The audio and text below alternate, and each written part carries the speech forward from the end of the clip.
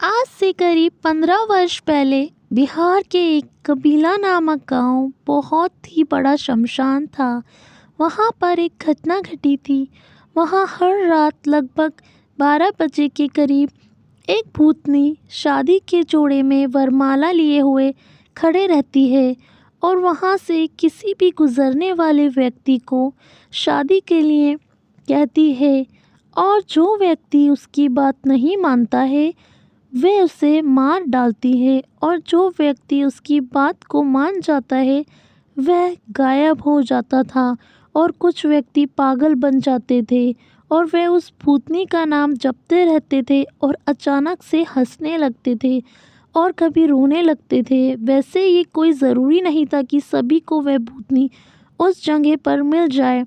किसी किसी को भी भेंट होती थी, और जिससे भी भेंट होती थी उनमें से आज तक कोई भी नहीं बचा सिवाय कुछ व्यक्तियों के, क्योंकि उन लोगों ने उस भूतनी को दूर से ही देखकर चले आए थे। और वहाँ कहा जाता है कि आज भी वह भूतनी उसी प्रकार से वहीं कार्य कर रही है। अब लोग रात के 12 बजे के बाद उस इलाके में जाते ही नहीं हैं, परंतु कभी कभी वह भूतनी उस इलाके से निकलकर किसी और इलाके में भी चली जाती है।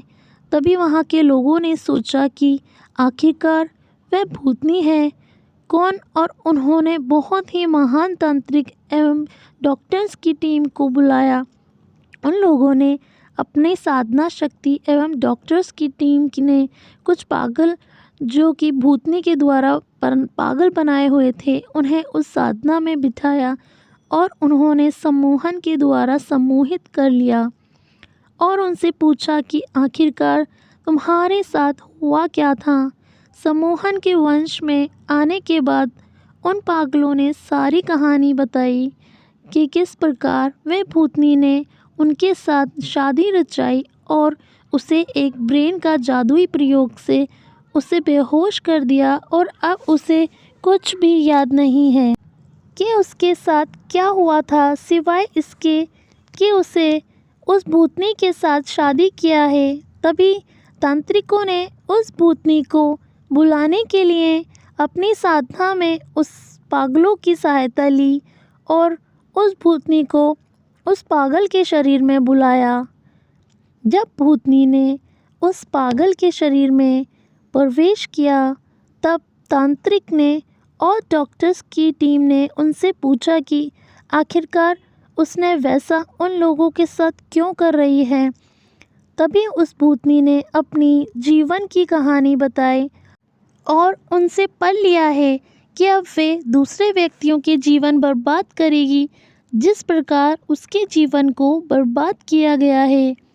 उस भूतनी ने बताया कि वह एक बहुत ही गरीब परिवार की लड़की थी और उसका विवाह कहीं भी तय नहीं हो रहा था, और एक बार तो उसका विवाह भी तय हो गया थे और शादी के मंडप में उसे लड़के ने छोड़कर चला गया था, परंतु उसने फिर भी हार नहीं मानी थी। उसके बावजूद उसके साथ ये घटना दोबारा हो गई, जिससे आहत होकर उसके माता पिता ने आत्महत्या कर लिया, और माता पिता के खोने के गम में उसने भी आत्महत्या कर लिया, जिसकी वजह से उसकी आत्मा को शांति नहीं मिल सकी।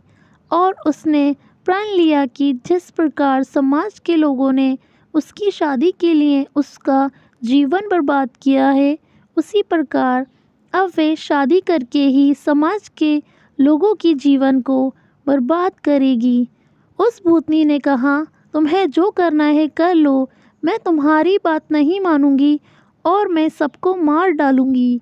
तब उस तांत्रिक ने अपनी शक्ति के प्रयोग से उसे नष्ट करना चाहा, परंतु वह कर नहीं सका, क्योंकि भूतनी की शक्ति उस तांत्रिक की शक्तियों से भी अधिक थी। तब उसने अपनी सिद्धियों के द्वारा उसे शमशान में बंद कर दिया। लेकिन आज भी वह भूतनी उस शमशान के इलाके में ही भटकती रहती है।